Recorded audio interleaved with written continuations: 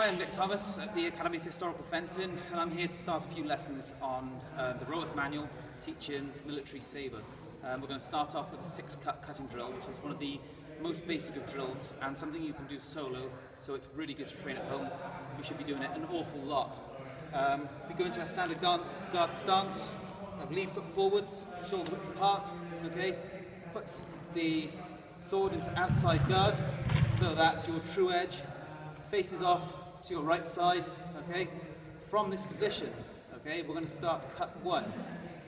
So, lift the hilt, drop the tip, rotate and cut from shoulder down through the waist. From here, you're going to do cut 2, bring the sword up to cut on the opposing angle to what you've just done, neck down through waist. Rotate at the bottom for cut 3, cut up, on the same line you just travelled.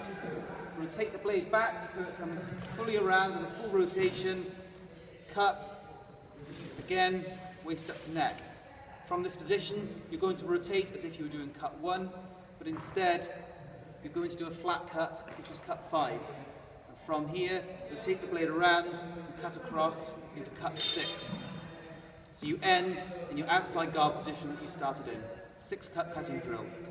It's a very basic drill that should be done very often and includes a lot of actions of both your cuts and your parries. So we'll see it now from the beginning. Cut 1, cut 2, 3, 4, 5, 6. Okay? And we see it then from the side. Cut 1, 2, 3, 4, 5, 6.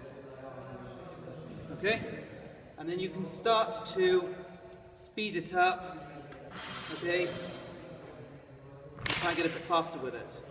You want as little movement from the shoulder as possible, a little bit from the elbow, and almost everything from the wrist. Okay? And the way you can really try and force yourself to do that is put the arm on the bicep here and try and keep it really nice and rigid and straight. This is a little bit artificial, but it can try and really force you to build that strength in the forearm, okay?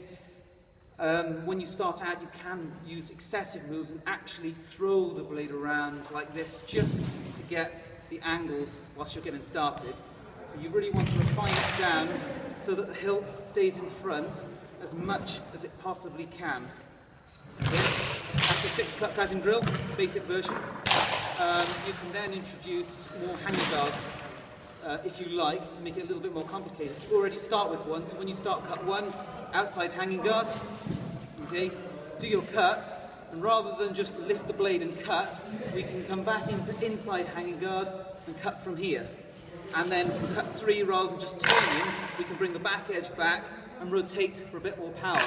Cut 4 remains the same, cut 5 remains the same, but 6, back edge comes back around and cut.